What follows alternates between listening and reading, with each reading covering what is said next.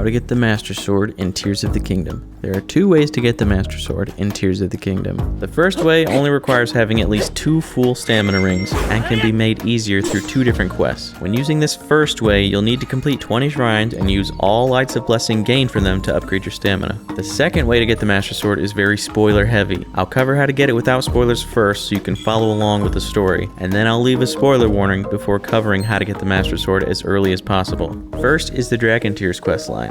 Collecting all of the Dragon Tears and the Geoglyphs throughout Hyrule is the best way to reveal the location of the Master Sword if you want to experience the story in the intended way. Each Dragon Tear will unlock a part of the story for you. You can get the Dragon Tears in any order you want, but if you want to experience the story in the chronological order, you're going to want to get them in a certain sequence. Remember, as you hunt Dragon Tears, you got to complete those 20 shrines as you're doing it. Otherwise, you're not going to have enough stamina by the time you're done. So make an effort to complete the shrines as you come across them. The first Geoglyph is located by traveling northwest of Lookout Landing on the road that leads over Korok Bridge to New Seren Stable. Across the road, just north of the stable, you'll see Impa and her air balloon. She's studying the nearby Geoglyph and will ask for your help. She'll take you up high with her balloon, and after speaking with her up there, jump down to investigate and search for the Dragon Tear. When searching for a Dragon Tear within a Geoglyph from above, look for the tear shape that is filled in, as this will always be the spot to examine. After activating the tear and viewing the cutscene, speak with Impa again and she will mention the Forgotten Temple that will be marked on your map. This is located in the northern part of Tanagar Canyon. Head there, and after finding a way in, climb and glide through the temple to find Impa taking a break near a shrine. Activate the shrine and continue a bit further into the temple. You'll find a large room with a stone map of Hyrule on the floor that shows the locations of each Geoglyph. Dropping down will trigger Impa to catch up with you and tell you to find all the Dragon Tears at each location marked. The same images of the Geoglyphs on the wall can be seen in the order you should seek them out from left to right. Here's the order to complete them and the nearest Skyview Tower to launch from to reach them easily. Launch from Lindor's Brow Skyview Tower to reach the Rauru Geoglyph, which you should already have if you've been following along. Second, launch from Lindor's Brow Skyview Tower again to reach the Temple Geoglyph. Third, launch from Eldin Canyon Skyview Tower to reach the Purapad Geoglyph. Fourth, drop from the Great Sky Island to reach the Molduga Geoglyph. Fifth, launch from Gerudo Canyon Skyview Tower to reach the Ganondorf Geoglyph. Sixth, launch from Lindor's Brow Skyview Tower to reach the Sonia Geoglyph. Seventh, launch from Rebella Wetlands Skyview Tower to reach the Dagger Geoglyph. Eighth, launch from Paquita Stone Grove Skyview Tower to reach the Demon King Geoglyph. Ninth, launch from Mount Lanayru Skyview Tower to reach the Secret Stone Geoglyph. 10th, drop from the Great Sky Island to reach the Gravestone Geoglyph. And 11th, launch from Typhlo Ruin Skyview Tower to reach the Master Sword Geoglyph.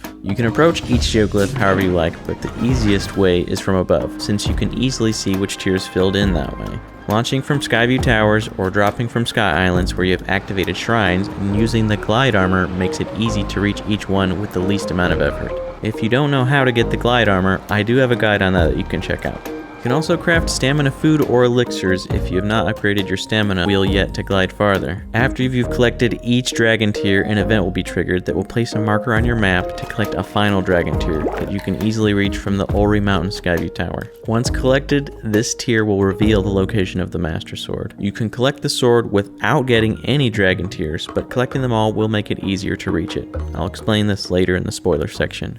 Next is the Korok Forest and the Great Deku Tree. This questline can be completed along with the Dragon Tear Geoglyph questline if you want to view the story and make it even easier to find the Master Sword. Or if you don't care about the story and just want to make it as easy as possible to obtain it, I would just do this method. North of Woodland Stable on the road leading to the Lost Woods, you will find the Minshi Woods Chasm. Drop down this chasm and use the surface map to make your way into the depths under the Lost Woods and find a lit up area near the center that can be used to ascend to the surface. Once inside Korok Forest, it will be clear that something's not quite right, as the normally cheery and whimsical forest is dark and still. The Great Deku Tree seems to be suffering from gloom illness, and when you try to talk to him, he only mentions that something is wrong with his stomach. None of the Koroks are moving or answering you either. Enter the hollow section of the Great Deku Tree, and in the back you'll find a chasm with billowing gloom. Before diving down, be prepared for a tough, close-quarters fight against Gloom Hands, followed directly by a fight with Phantom Ganon. The bottom of the chasm is small, and a lot of the floor is covered in gloom, which adds to the fight's difficulty. acquiring the Armor of the Depths, which gives you some gloom resistance, cooking plenty of heart and gloom recovery recipes, and stocking up on bomb flowers and multi-shot bows all help to make this fight a lot easier. If you don't know how to get the Armor of the Depths, I have a guide on that as well that you can check out. My favorite way of dealing with the gloom hand is using multi-shot bows and fusing bomb flowers to the arrows, as it damages all the hands at once pretty quickly. If you don't manage to get them in the first volley, you can climb up the wall a bit and jump off and aim in the air to trigger bullet time so you can line up even more crit shots. Phantom Ganon can also be barraged with bomb flowers as well, but if you want to get into more of a sword fight with them, I would suggest using the Flurry Rush technique if you can get the timing down. This method allows you to get the most hits in on him, whereas Perfect Guard only gives you a few swings, and normal attacks have to be timed even more carefully to avoid being hit. After conquering the Gloom Hands and Phantom Ganon, the Korok Forest and the Great Deku Tree will be returned to normal. Head back to speak with the Great Deku Tree and he will give you the Recovering the Hero's Sword quest. This is extremely useful as it places a quest marker directly on the Master Sword's location on the map. If you have 2 full stamina rings, you can use the quest marker to track down and acquire the Master Sword pretty easily. So far I've covered 2 quests that reveal the story and location of the Master Sword, but both of these quests are optional. In the next spoilery section, I will cover how to get the Master Sword as soon as possible and the other final way to get it. Spoiler warning. Click away from the video now if you don't want to hear spoilers.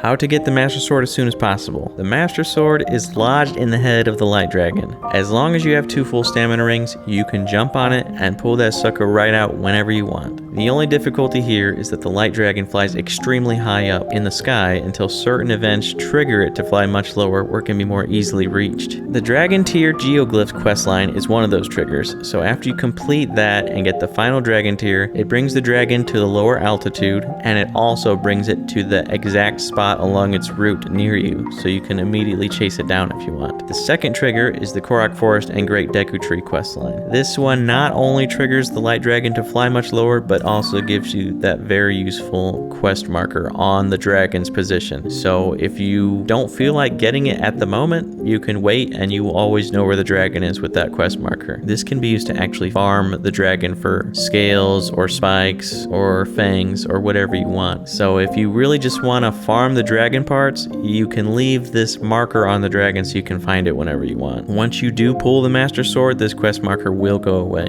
If you want to skip all that and just get the Master Sword as soon as possible, all you need to do is knock out your 20 shrines, upgrade your stamina to 2 full rings, and then you just gotta find a very high up spot that you can wait for the dragon. The Light Dragon has a set route she takes that is nearly 2 hours to go through. The way I did it was by teleporting to the Nacho Ya Shrine, using Ascend to reach the top, and waiting on the eastern part of the island. Facing my screen east, I waited for the dragon. After a while, she'll appear near the Zonite Forge, which is another place high enough that you can wait if you'd like. As soon as you can see the dragon, save your game in case you whiff the landing or something else goes wrong. You don't want to wait another 2 hours.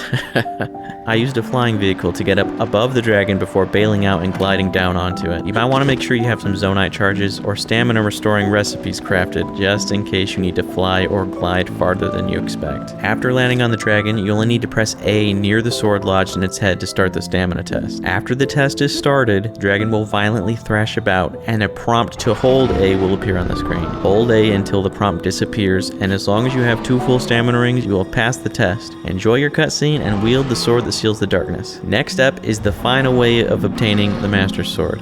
Endgame spoiler alert. The last way to get the Master Sword. If you have not bothered to get the Master Sword before heading down the chasm under Hyrule Castle and reaching Ganondorf in his lair, don't worry, the game will hand you the sword when you need it the most. After defeating the Demon King Ganondorf, you will partake in a forbidden act that will lead him to carrying you out of the depths and into the sky, where the Light Dragon will arrive to rescue you, and give you the Master Sword to be used in the epic final encounter. While this technically does give you the Master Sword, it also does not save it in your inventory. If you continue playing after beating the final boss, it would bring you back to the point just before dropping down to fight Ganondorf's army. So if you want to use the Master Sword in the game, it's not the best way to go about it. Although it does make for a pretty epic and emotional moment, to gain the Master Sword is such a crucial and climactic moment, if that's the vibe you're going for. Anyways, thanks for watching the video, guys. If you enjoy this format, let me know. This is my first time using a face cam, and it feels really weird and awkward, but I think I did alright.